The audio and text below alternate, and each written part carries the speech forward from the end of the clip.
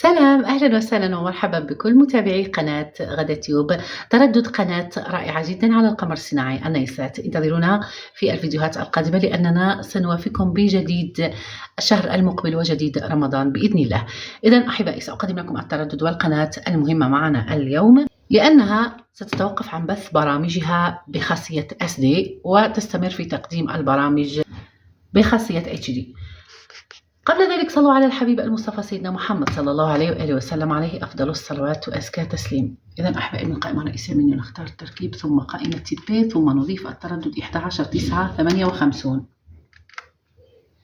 معدل الترميز 27,500 والاستقطاب أفقي H. هذا أحبائي تردد قناة رؤيا الأردنية تبث بخاصية HD.